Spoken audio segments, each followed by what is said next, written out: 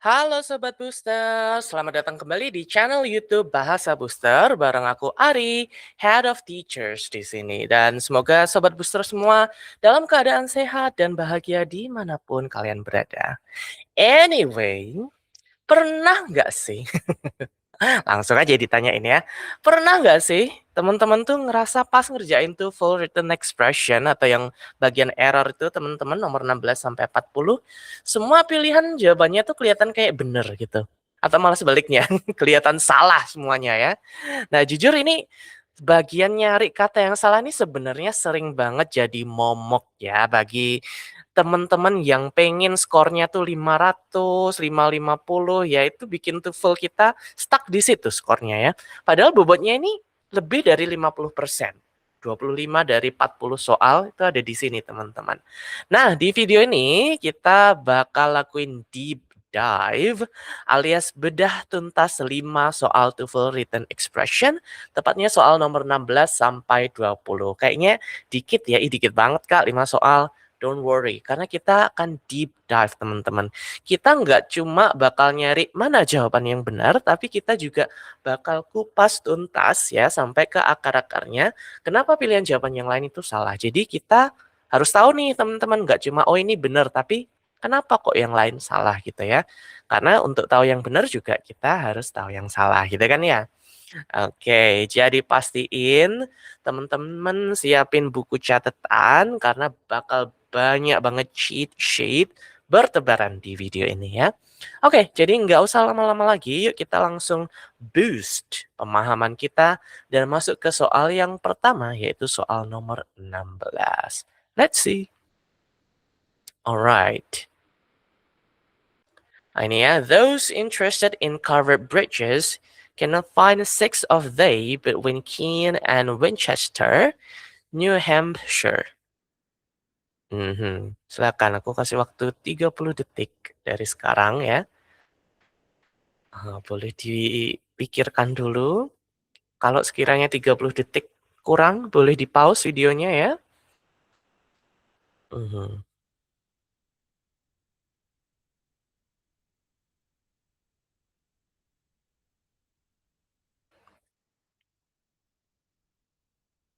5, 4, 3, 2, 1. Oh, nggak ada bomnya. Kirain ada suara boom gitu ya. Anyway, ya sudah ketemu jawabannya? Mari kita coba cek jawabannya mulai dari alfa dulu teman-teman ya. Those interested, those ini apa sih maksudnya? Those ini sebuah kata ganti sebenarnya teman-teman yang merujuk pada people. People, orang ya. Jadi kalau di bahasa Indonesia kan tuh kayak bagi mereka yang gitu ya. Biasanya dia nggak bisa berdiri sendiri tuh, memang ada keterangan lanjutannya.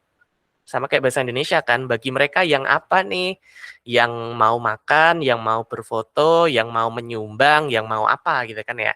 Nah, kalau in this case, di soal ini ya, bagi mereka yang tertarik, interested, tertarik dengan covered bridges. Covered bridges itu semacam jembatan ya, tapi ada tutupnya gitu, kayak terowongan gitu ya mungkin teman-teman. Nah, itu disebut covered bridges.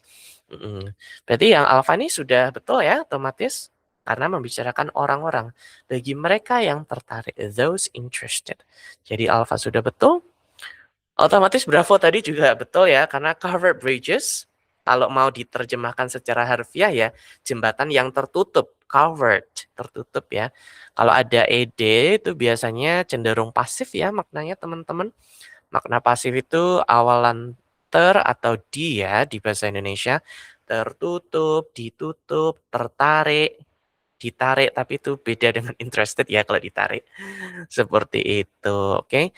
Tentu saja ada pengecualian-pengecualian lain ya, yang mungkin akan kita bahas di video lainnya atau mungkin di kelas ya lebih spesifiknya.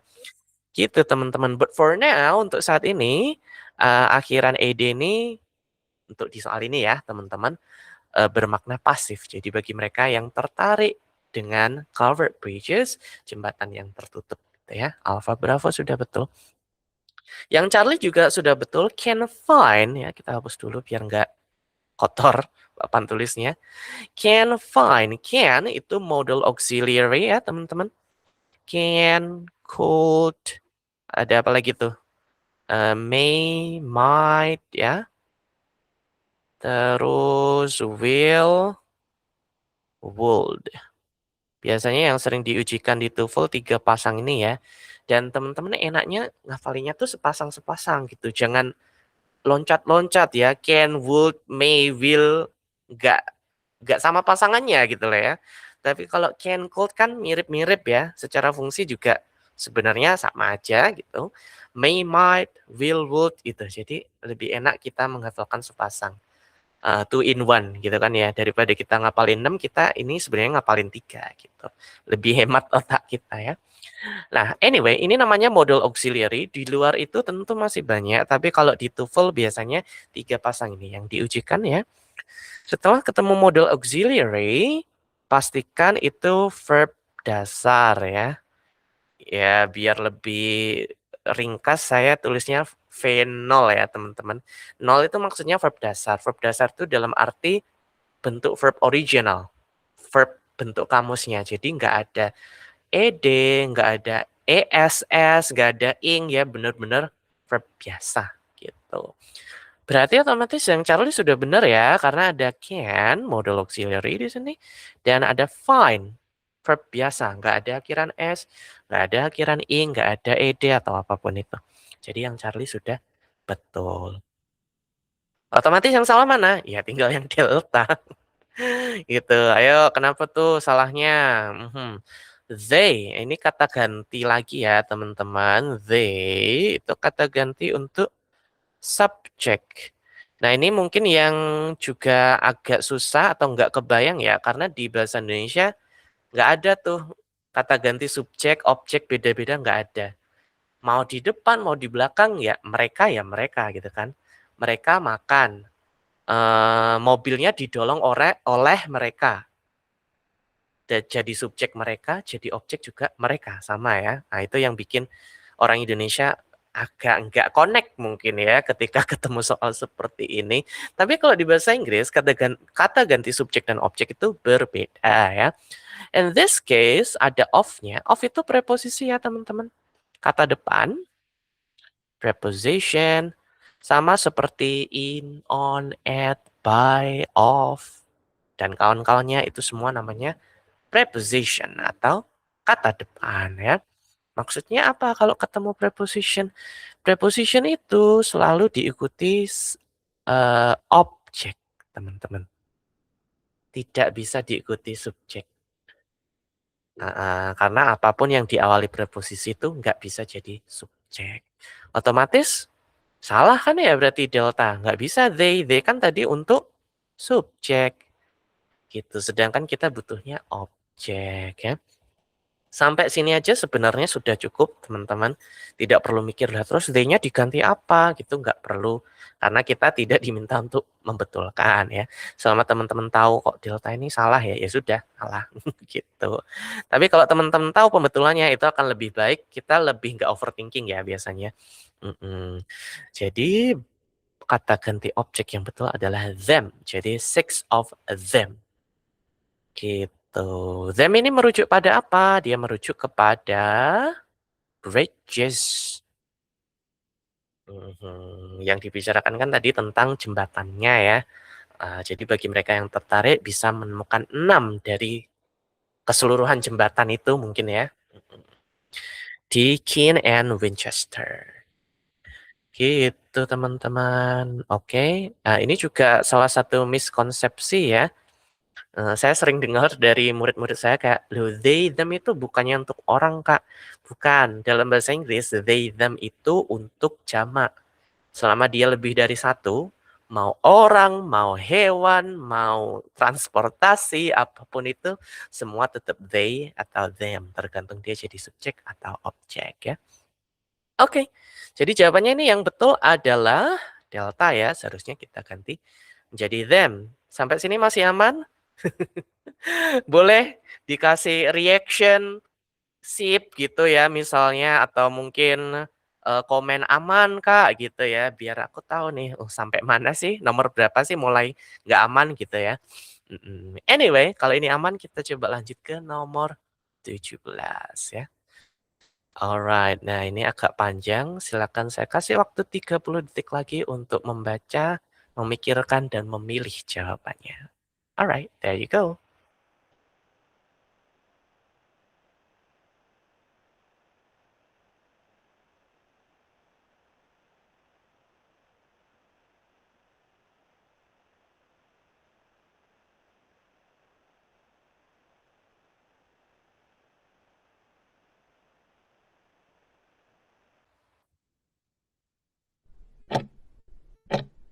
Tiga, dua, satu. Oke, waktunya habis. Ah, ya. Kalau waktunya habis harus segera milih ya teman-teman, nanti waktu tes nggak bisa minta perpanjangan waktu loh ya kita. Oke, kalau teman-teman masih merasa, "Oh, waktunya kurang 30 detik," berarti perlu belajar lagi, perlu latihan lagi, karena that's the reality. Realitasnya seperti itu ya. Cepet, kita nggak cuma harus paham, tapi juga harus cepat ya. Anyway, mari kita bahas soal ini.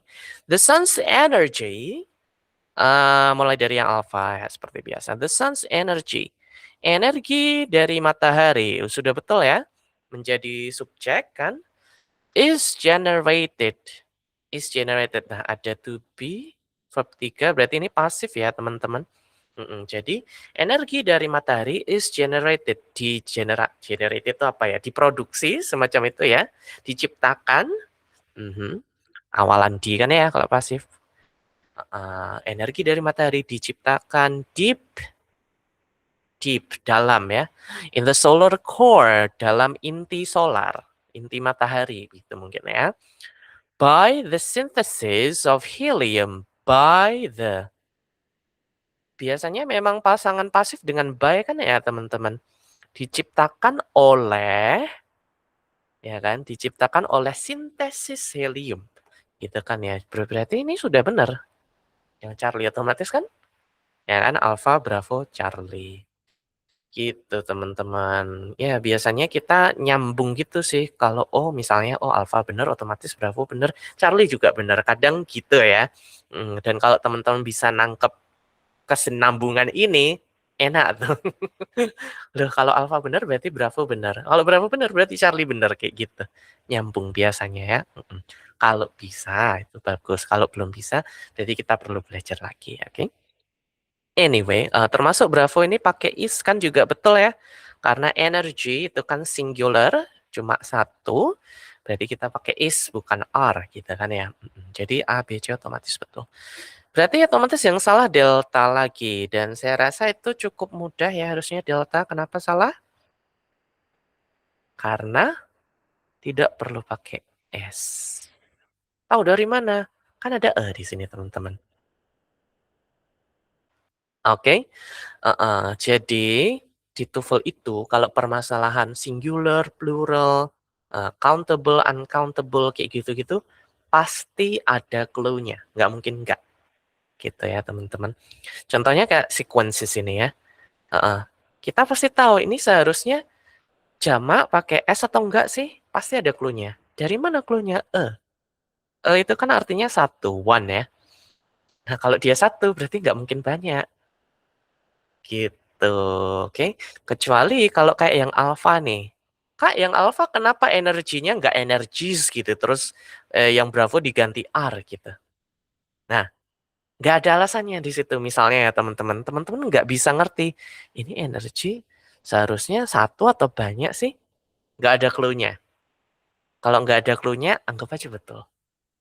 Gitu. Beda dengan delta. Kalau delta kan ada clue-nya, wajib singular, wajib satu, kalau nggak satu salah.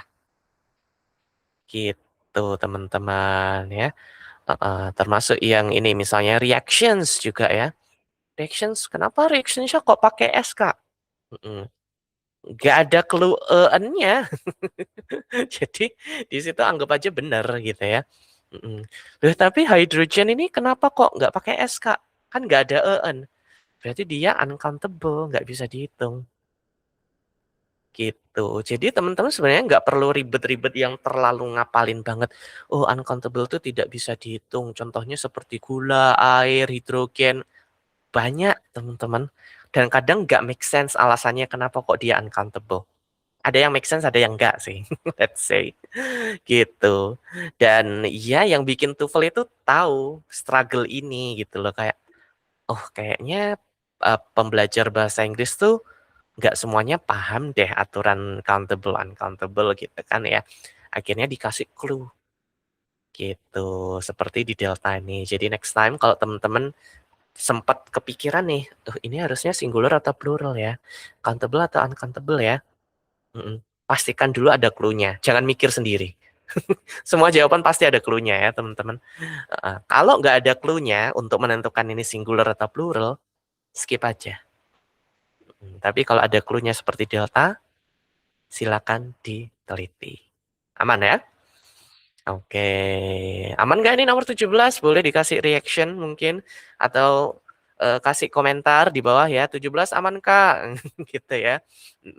Kalau aman berarti bagus pemahaman teman-teman tentang, singular, plural gitu ya, tentang noun, dan mungkin ada sedikit tambahan tadi biar, tipsnya ya, biar teman-teman tidak overthinking next time kalau ketemu soal seperti ini lagi. Anyway, kalau sudah aman kita lanjut ke nomor 18. Agak panjang lagi nih kayak yang tadi ya. Saya kasih waktu 30 detik. Boleh silakan dibaca, dipikirkan, dan dijawab. Seperti biasa, kalau waktunya kurang, teman-teman tahu harus apa kan ya? Pause videonya. Hmm,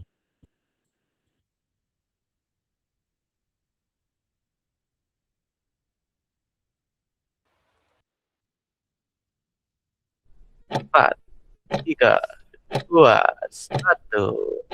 Oke, sudah habis waktunya ya. Harus dijawab, nggak boleh molor. Alright, kita coba cek 18. Seperti biasa kita mulai dari alpha. Ya, mari kita lihat apakah ini salahnya ada di delta lagi. Dari tadi di belakang terus salahnya. Anyway, alpha using carbon dating techniques using ini verb ing ya teman-teman, tapi nggak ada to be-nya. Verb ing tanpa to be. Gini ya.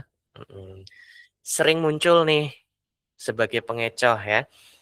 Dan kalau teman-teman yang modelnya kayak cuma ngapalin rumus tenses misalnya ya, salah verb ing itu harusnya pakai to be, kurang is, mr gitu ya. Padahal nggak selalu seperti itu kenyataannya. In this case, verb ing itu boleh tanpa to be teman-teman. Tapi, ada tapinya ya, dia akan berfungsi sebagai suatu keterangan atau penjelas tambahan, seperti itu ya. Kalau yang teman-teman maksud tenses tadi misalnya, verb ing harus ada to be, harus ada is, harus ada are gitu ya. Itu ketika dia berfungsi sebagai kata kerja utama. Jadi setelah subjek terus kata kerja utama. Nah, itu baru butuh to be ya. Tapi kalau fungsinya hanya sebagai penjelas, justru nggak boleh dikasih to be ya.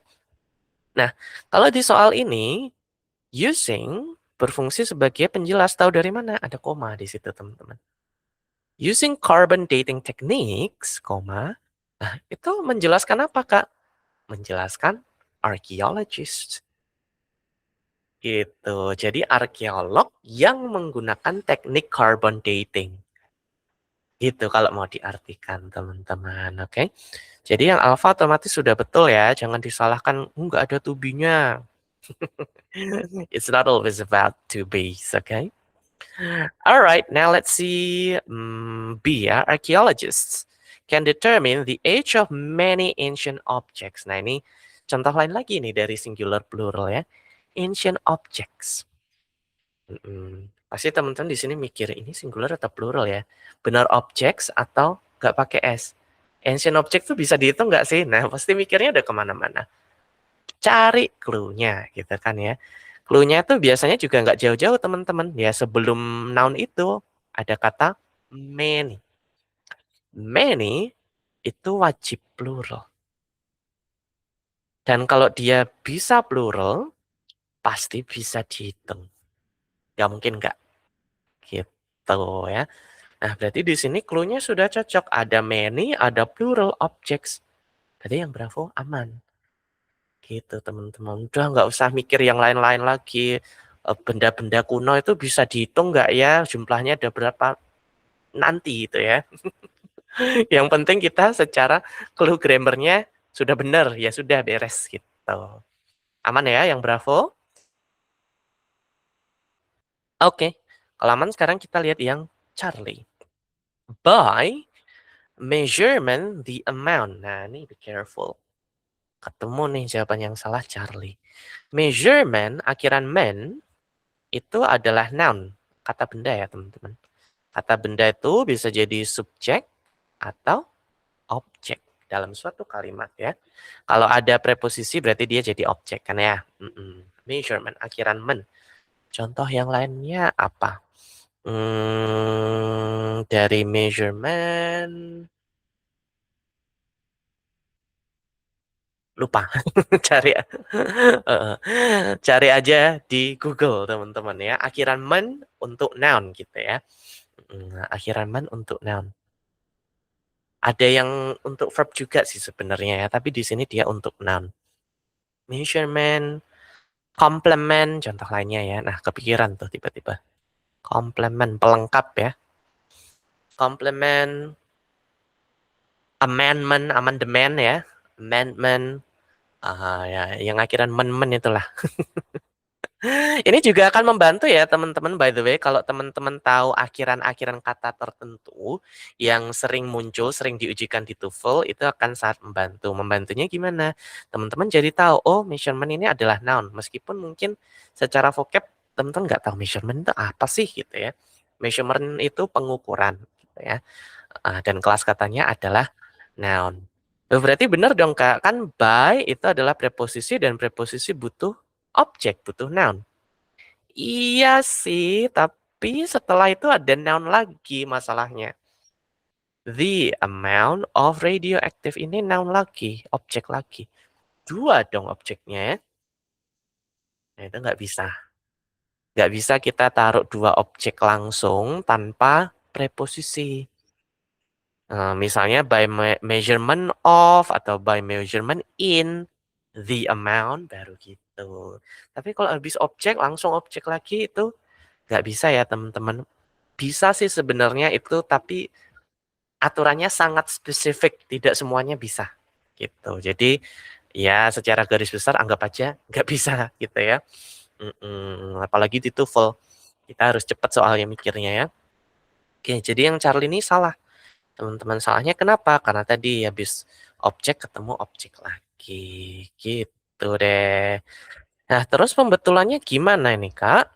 Pembetulannya kita ubah menjadi gerund namanya teman-teman ya. Jadi by measuring. By di sini tuh artinya dengan cara ya. Mhm, dengan cara. Kalau mungkin pendekatan teman-teman secara makna, nah ini berarti wajib diingat-ingat by dengan cara. Kalau ketemu by yang artinya dengan cara, itu wajib dengan verb ing, gerund. Dengan cara mengukur jumlah karbon radioaktif. Gitu kan ya teman-teman artinya. Oke. Gitu, dengan cara mengukur, sehingga amount ini akan nyatu dengan measuring. Amount ini menjadi objek dari measuring, objek baru. Gitu, jadi kita hanya boleh double objek ketika dia berupa gerund. Ini namanya gerund ya, jadi gerund itu verb ing yang berfungsi sebagai subjek atau objek. Gitu deh, ya, lumayan sering keluar ini di, apa namanya, TOEFL ya teman-teman kalau ketemu preposisi dan teman-teman ketemu noun, pastikan nih bentuknya ini beneran noun, objeknya cuma satu, measurement doang, atau ternyata belakangnya ada lagi nih objek lain. Kalau ada objek lain kita pakainya yang gerund ya biasanya. Gitu, by measuring the amount, oke? Kadang bisa juga permasalahannya kayak gini, by measure gitu ya. Jadi dia verb nol, verb dasar teman-teman. Nah itu juga tidak boleh. Kalau mau dikasih bentuk verb harus verb ing atau kita sebut gerund tadi ya di sini. Jadi ini jawabannya yang Charlie, nggak delta nih kali ini ya. Nggak kegocek kan? Oke, yang delta otomatis sudah betul ya, berarti the amount of radioactive carbon they contain. Nah, ketemu lagi they di sini merujuk pada ancient objects gitu. Karena ini membicarakan tentang ancient objects ya. Jadi jumlah karbon radioaktif yang mereka, yang objek-objek kuno itu miliki gitu ya. Objek-objek kuno itu kandung di dalamnya. Gitu. Bolehkah Kak dikasih subject verb lagi? Boleh teman-teman. Ini namanya reduce clause ya. Sebenarnya ada which-nya cuma dihapus. Kalau di bahasa Indonesia kan kalau mau diartikan langsung nggak enak ya sebenarnya. Jumlah karbon radioaktif mereka kandung. Nah, itu akibatnya saya jarang menyarankan translasi atau penerjemahan ya di sini karena nggak semua hal itu bisa diterjemahkan sama persis dengan bahasa Indonesia. Gitu. Belum lagi kalau kita salah menerjemahkan ya, otomatis salah semua nanti ya. Anyway, kalau bisa sih nggak apa-apa, kalau nggak bisa yang jadi masalah. Oke, jadi boleh ada subject verb, karena itu sebenarnya ada which-nya. Alright, aman ya? Jadi nomor 18, jawabannya yang delta. Gimana? Sampai nomor 18 seru banget nggak? Ini kita udah bedah soal, bedah polanya sedalam tadi, seru kan ya? Nah, buat teman-teman yang merasa kayak penjelasan ini ngebantu banget dan pengen dapat bimbingan yang jauh lebih intensif, bukan cuma 5 soal, bukan cuma 3 soal, tapi ratusan soal, aku punya info spesial nih. Nah, kita coba lihat deh di sini.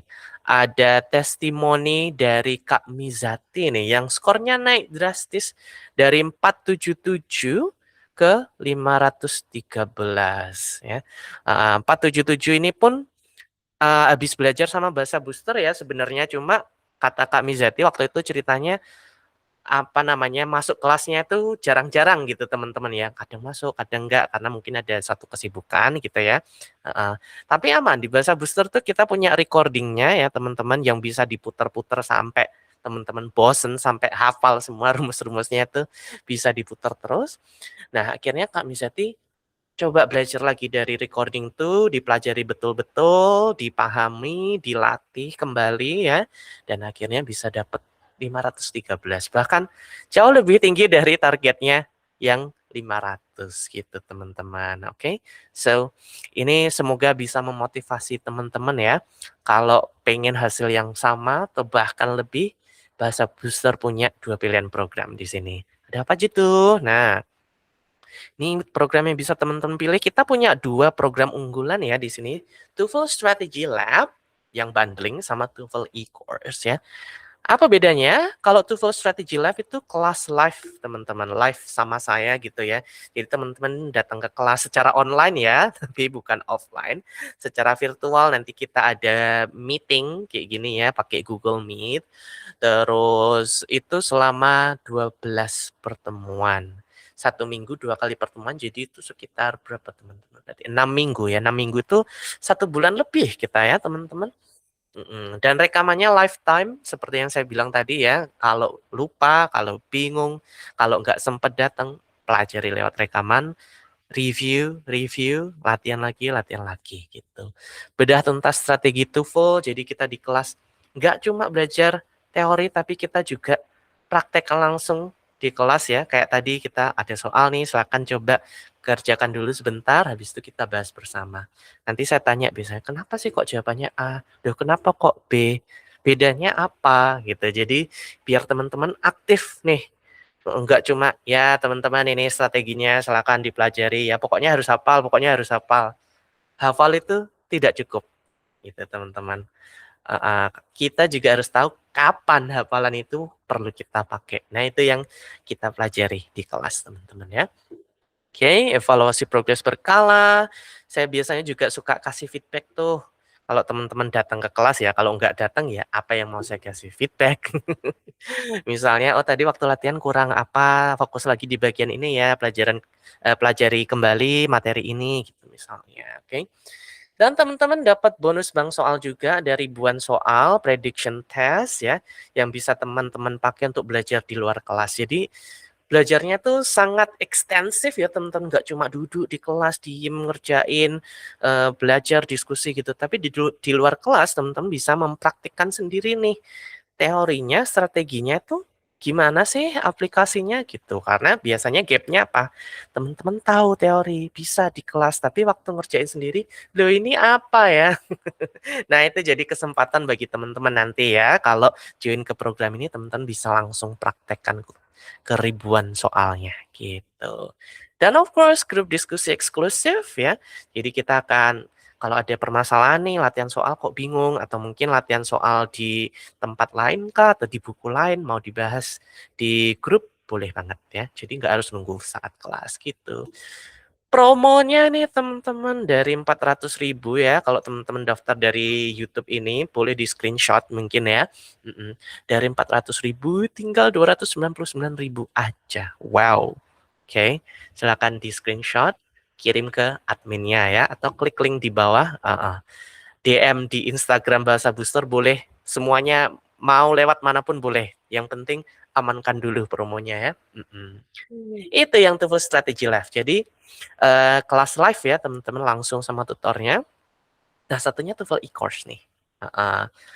E-course, ya berarti belajar mandiri ya teman-teman mungkin kayak, "Aduh sibuk sekali nggak sempet datang ke kelas sama sekali," gitu ya. Mending nonton recording-nya aja deh, gitu. Nah teman-teman bisa ambil TOEFL e-course, gitu. Materinya bisa diakses lifetime. TOEFL e-course itu materinya kayak gimana? Ada PPT-nya ya, ada PDF-nya, ada juga video pre-recorded ya teman-teman. Jadi saya sudah rekaman sebelumnya tuh jelasin materi A, B, C, D, E ya, mulai dari listening, structure, written expression, reading. Nah itu teman-teman tinggal play gitu. Tinggal play, itu bisa diakses lifetime ya teman-teman. Ada 34 video materi pembelajaran, 34 lebih modul PDF-nya lengkap, termasuk latihan soalnya, prediction test-nya jauh lebih banyak daripada TOEFL Strategy Lab ya. Kenapa? Karena teman-teman belajar mandiri, jadi harus lebih banyak lagi latihannya gitu kan ya teman-teman. Cuma jangan takut loh Kak, kalau belajar mandiri berarti nggak ada tutornya. Oh jangan takut, teman-teman akan gabung booster community. Di situ teman-teman akan ada via komunitas sama teman-teman yang lain yang sama-sama belajar TOEFL. Nanti kalau bingung apa boleh tanya di situ. Ada saya juga sebagai tutornya ya. Ada tutor-tutor lain juga yang mungkin bisa membantu ketika teman-teman ada kesulitan di situ, oke? Mhm, gitu deh. Jadi nggak akan dilepas teman-teman. Bahkan teman-teman akan dapat bonus sesi live juga.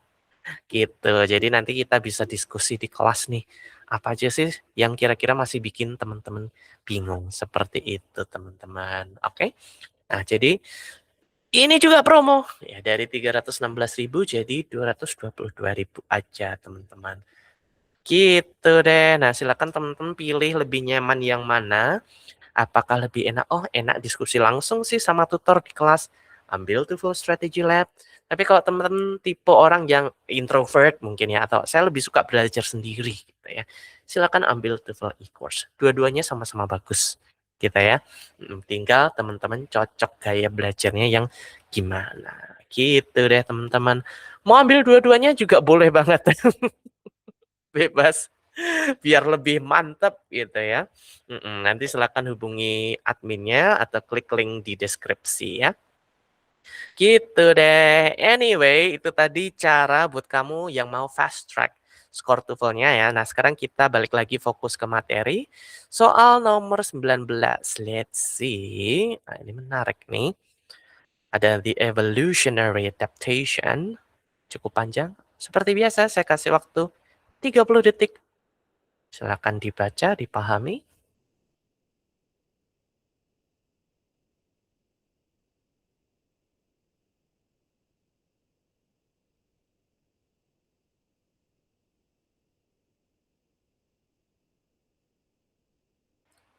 10 detik lagi.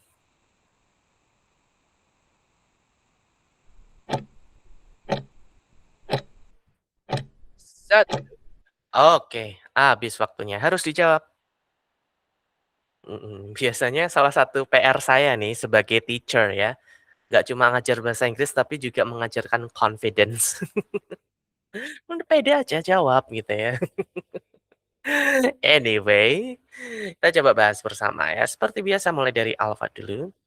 The evolutionary adaptation subjeknya ya of. Nah, ini teman-teman yang tadi sempat saya bilang ya tentang measurement terus ketemu the amount, dua noun yang berbeda kan ya teman-teman, tapi nggak ada penghubung preposisinya. Nah, kalau ini ada nih. The evolutionary adaptation subject, subject kan berarti noun ya.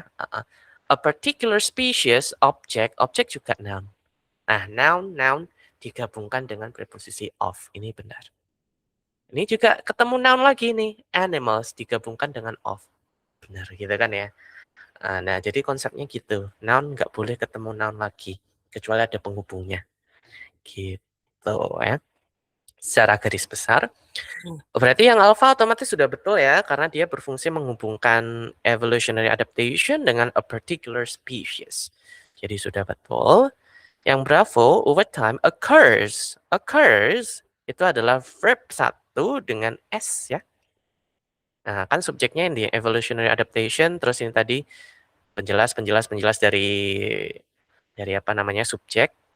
Ya, by the way, preposisi ini clue yang sangat penting ya. Kalau ketemu preposisi berarti dia suatu penghubung, penjelas tambahan, tambahan, tambahan, tambahan. Berarti dia belum verb. Belum verb. Sampai belakang itu belum verb. Oke. Nah, panjang subjeknya, terus baru ketemu verbnya occurs. Nah, berarti ini sudah betul ya. Karena subjeknya adaptation cuma satu tanpa S. Berarti verb satunya perlu S. The evolutionary adaptation occurs. Kalau mau kita persingkat subjeknya kan gini jadinya. Gitu. Jadi bravo sudah betul. Nah, ini hati-hati nih dengan subjek panjang biasanya kita keliru di sini. Loh, animals itu banyak jamak, berarti occurs-nya nggak boleh pakai S. Be careful. Hati-hati. Kalau ada preposisi, dia bukan subjek. Dia nggak bisa jadi subjek. Gitu. So it's very important. Sangat penting untuk tahu si preposisi ini. Kayaknya sepele ya, tapi itu sangat berpengaruh bagi dunia akhirat. Anyway, jadi yang alpha sudah betul, bravo sudah betul ya. In response to environmental conditions, environmental, akhiran al, itu adjektif ya teman-teman. Environmental, contoh lain lagi apa? Natural, special, phenomenal, ya. Semua yang akhiran al, itu adalah adjektif. Nah, fungsinya adjektif itu apa? Menjelaskan noun, conditions. Berarti sudah betul yang Charlie ya. Gitu. Nah, ini salah satu contoh lain yang nggak bisa ditranslate. Karena kalau di bahasa Indonesia, mau environmental, mau environment, semua artinya sama-sama lingkungan. Ini kan kalau diartikan gimana teman-teman? Kondisi lingkungan. Ya kan? Kondisi lingkungan bahasa Indonesianya. Terus habis itu kita mikir, loh lingkungan kan environment, ngapain dikasih al? Nah, hati-hati, salah itu. Environment, oh akhiran men sama kayak yang tadi awal kita bahas ya, apa tadi? Measurement. Measurement, environment. Nah kan, akhiran men itu adalah noun. Dan tadi balik lagi, noun nggak boleh ketemu noun lagi, kecuali ada penghubungnya ya. Gitu. Nah, hati-hati. Meskipun secara makna di bahasa Indonesia sama, environmental lingkungan, environment juga lingkungan, dalam bahasa Inggris grammarnya beda. Dan itu tidak sesimpel masalah terjemahan. Gitu ya. Beda. Jadi, biasakan tidak menerjemahkan saja. Menerjemahkan itu boleh, tapi teman-teman harus punya ilmunya. Anyway, jadi yang Charlie otomatis sudah betul ya, adjektif, menjelaskan, noun. Ini kalau kita ganti dengan yang tadi, contoh-contoh lain saya bilang kan special environment, special conditions, I mean.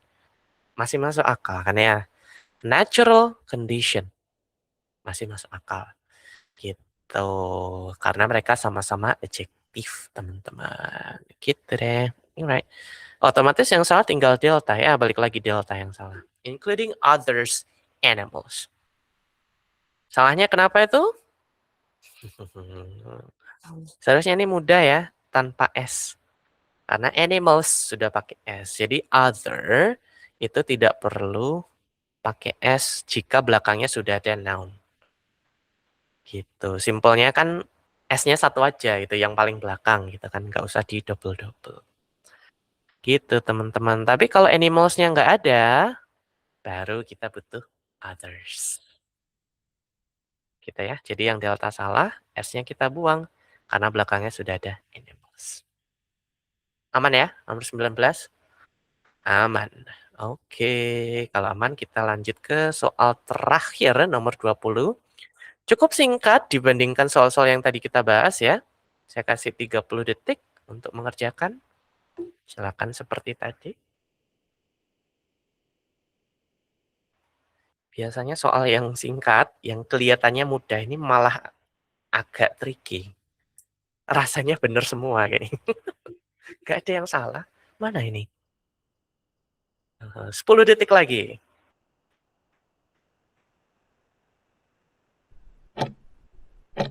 3, 2, 1.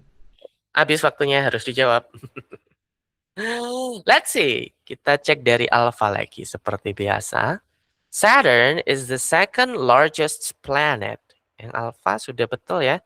The second largest planet itu boleh sah-sah aja. Grammarnya betul, maknanya juga betul ya. Kalau diartikan kan planet terbesar kedua. The second largest planet gitu kan. Ya sudah, nggak masalah kan. After Jupiter lah. Kalau kedua kan berarti ada yang pertama. Apa nih yang pertama? Setelah Jupiter. Jadi Jupiter nomor 1 dan keduanya adalah Saturnus. Berarti Bravo otomatis juga sudah betul ya. The second largest planet after Jupiter with a diameter with juga nggak masalah kan ya ini. Preposisi kan ya dia. With itu termasuk preposisi by the way teman-teman. Kalau belum tahu boleh dicatat dan dipelajari, diingat-ingat. Karena dia menghubungkan ini kan Jupiter noun objek kan ya dengan a diameter noun. Kalau teman-teman ketemu a and the itu berarti pasti suatu noun ya nanti. Tah sebagai objek, tah sebagai subjek. Jadi enak aja kita identifikasinya lebih enak kan. Kalau ngerti grammarnya secara mendalam itu enak teman-teman, nggak usah bingung makna, nggak usah bingung apa. Oh ada berarti ini pasti noun gitu aja. Oke, berarti betul pakai with preposisi menghubungkan dua noun gitu. Ya otomatis yang salah delta lagi. Dari tadi yang salah delta mulu ya. Anyway, itu tadi bisa menjadi alasan sebenarnya teman-teman kayak kalau teman-teman nggak tahu nih delta ini salahnya kenapa ya? Teman-teman nggak tahu ya sudah nggak masalah. Yang penting kan teman-teman sudah tahu bahwa oh alpha sudah betul, bravo sudah betul, Charlie juga sudah betul. Jadi yang salah delta. Alasannya kenapa? Karena yang lain sudah betul. Itu juga valid. Oke? Nggak usah overthinking. Langsung next ke soal berikutnya. Karena waktunya singkat. Oke? Reminder sekali lagi di TOEFL itu, khususnya structure and written expression, 40 soal waktunya 25 menit. Jadi kalau mau dibagi rata, satu soal itu kira-kira sekitar 30 detik harus selesai. Makanya dari tadi, kenapa sih Kak kok waktunya 30 detik? Cepet banget. Aku tadi salah ngomong Kak. Satu soal 30 menit. Sorry, tipe. Satu soal 30 detik harus selesai ya. Oke, makanya dari tadi saya kasih ini, kenapa kok 30 detik? Cepet banget, kurang lama mikirnya gitu. Karena harus seperti itu gitu. Kenyataannya ya. Kalau teman-teman masih merasa 30 detik ini terlalu cepat, kurang lama, perlu dilatih kembali. Ya gitu aja sih. Anyway, sekarang kita coba bahas deh. Kenapa kok delta salah? Itu salahnya kenapa? Pembetulannya apa? Oke. Salahnya ada di those ini teman-teman ya. Nah, those of habis those ada of-nya. Nah, ini hati-hati ketika teman-teman punya bentuk perbandingan. Dan di sini kan modelnya perbandingan ya. A diameter nearly 10 times, 10 kali. Berarti kan tuh perbandingan ya teman-teman 10 kali, 5 kali, 10 kali lebih besar, 10 kali lebih kecil gitu kan ya perbandingan. Nah, ketika ketemu perbandingan ini terus ada those of atau bisa juga that of biasanya ya. Nah, itu adalah suatu pronoun, kata ganti. Kata ganti ini menggantikan apa? Tergantung apa yang dibandingkan. Nah, kalau teman-teman saya tanya, ini membandingkan apa 10 kali lipat ini? Ya, membandingkan apa tadi? Membandingkan diameternya. Nah, diameternya kan cuma satu. Diameter kan. Kalau ada berarti pasti cuma satu. Sedangkan those tadi kalau teman-teman masih ingat di soal awal, bagi mereka. Nah, mereka kan berarti lebih dari satu. Nah, di situ berarti nggak cocok. Nah, gitu teman-teman. Pasti tuh, kapanpun ketemu kata ganti, kita harus nyari rujukannya ini menggantikan apa sih sebenarnya. Gitu kan ya teman-teman. Ketika teman-teman sudah ketemu, oh rujukannya ternyata ini. Teman-teman baru bisa memutuskan itu benar atau salah. Kalau kata ganti nggak ada rujukannya, nggak bisa kita cek. Itu, oke. Nah, jadi delta ini salah karena those ini seharusnya menggantikan diameter yang cuma satu. Nah, harusnya bukan those, berarti kita ganti menjadi that. That ini singular. Singular. That of Earth. Jadi diameternya itu hampir 10 kali lipat diameternya bumi. Atau 10 kali lipat miliknya bumi gitu ya. Mungkin kalau mau diartikan. Jadi bukan 10 kali lipat buminya, 10 kali lipat diameternya bumi. Beda ya. Beda. Gitu teman-teman. Yang kita bandingkan diameternya aja, bukan buminya. Diameter bumi. Gitu. Nah, itu kalau dalam grammar itu dua hal yang berbeda. Tidak boleh sama. Makanya kayak kenapa sih Kak nggak langsung earth? Karena beda teman-teman. Beda. Gitu deh. Mungkin next kita coba bahas di video lain ya lebih detailnya. Bedanya apa sih kalau those of-nya kita hilangkan gitu. Saya kasih contoh-contoh yang lain gitu ya. Biar lebih jelas. Oh iya ya. Pasti nanti setelah saya jelaskan teman-teman akan merasa, iya ya ternyata beda juga ya. Dan di situ teman-teman akan lebih kritis next time. Ketika menulis mungkin ya. Atau berbicara khususnya menulis sih mungkin lebih tepatnya ya. Karena ini grammar untuk akademik ya. Gitu. Oke. Seperti itu. Tinggal komen aja, jangan lupa ketik komentarnya ya. Kira-kira bagian mana sih yang paling susah atau mana yang pengen dibahas lebih lanjut gitu ya. Biar aku lebih semangat bikin kontennya, teman-teman ya. Karena kalau nggak ada yang nonton, nggak ada yang mencari ya mungkin agak males juga ya sebenarnya. To be honest, I'm just a human with a lot of work. Anyway, jadi jawabannya yang delta ya, malah jadi curhat. Oke, jawabannya yang delta karena dia menggantikan diameter, seharusnya that. Seperti itu teman-teman ya. Oke, itu tadi. That's a wrap for the deep dive ya. Lumayan menguras tenaga ya, bahas 5 soal sedetail tadi. Gak expect bakal kayak 30 menit lebih, kayaknya kita hampir 1 jam nggak sih ya? Tapi aku yakin sekarang pandangan kamu soal written expression tuh udah jauh lebih terbuka ya. Dan sebelum kita sudahi video kali ini, tipu mulu nih ngomongnya ya. Yuk kita recap dulu teman-teman dengan cheat sheet ini atau strategi penting yang udah kita pelajari hari ini ya. Dan pola-pola ini pasti akan kamu temui lagi di tes TOEFL yang sebenarnya, jadi catat baik-baik, oke? Bahkan dari 5 soal tadi udah berapa kali problem yang sama tuh muncul lagi gitu kan. Kayak those tadi kan muncul lagi. Di awal tadi sebenarnya baru kelewat 4 soal udah muncul lagi. Berarti kan penting banget gitu kan ya. Mhm. Oke, cheat sheet hari ini, yang pertama tadi kita bahas soal ini ya, teman-teman. Ini tadi masih ingat yang salah mana? Yang salah delta kan ya, itu tentang pronoun. Cek posisinya, itu jadi subjek atau objek gitu ya. Kalau setelah preposisi berarti jadi objek ya. Nah, jadi objek itu bener they atau them, itu coba dicek, oke. Terus kita juga belajar apa soal yang ini tadi, yang salah mana ini? Delta ya, karena ada "e". Nah, itu berkaitan dengan singular plural, pastikan artikelnya cocok dengan kata bendanya. Kalau ada "en", wajib singular, nggak boleh plural ya. Kecuali kalau nggak ada "en", nah itu bebas. Biasanya ya, nggak usah diotak-atik kayak reaction sih, ya sudah biarkan reactions. Hydrogen, ya sudah biarkan hydrogen gitu ya. Karena kita nggak tahu clue-nya itu singular atau plural gitu ya. Tapi kalau delta, ada clue-nya wajib satu, wajib kita betulkan. Oke, berikutnya kita juga bahas yang ini nih, measurement ya, tadi yang salah. Kenapa tuh salah? Karena ada preposisi, harusnya diikuti gerund ya, by measuring. Verb ing ya. Tadi juga kita bahas sisi lainnya dari segi double nouns ya, double objects. Habis measurement, noun, sama kayak environment tadi ya, ketemu noun lagi, the amount. Itu tidak boleh kalau tidak ada penghubungnya, gitu. Oke, tapi secara garis besar ini ya, kalau ketemu preposisi dan mau diikuti verb, harus berupa verb ing atau gerund. Oke, berikutnya yang keempat kita bahas ini tadi others animals itu salah ya. Kenapa?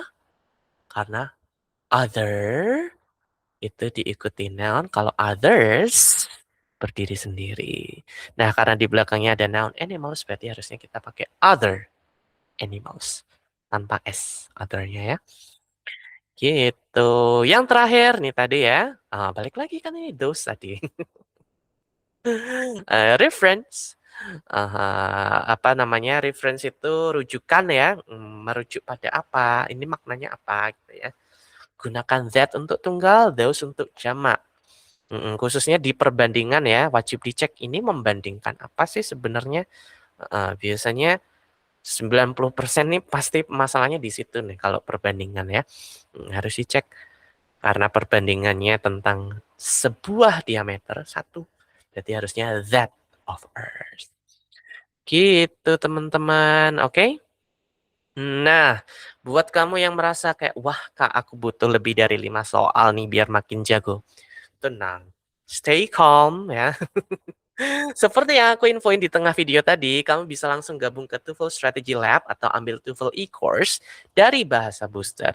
Kita bakal bedah ratusan soal dengan trik cepat yang bikin kamu nggak perlu lagi pusing baca kalimat bahasa Inggris yang panjang-panjang kayak tadi ya.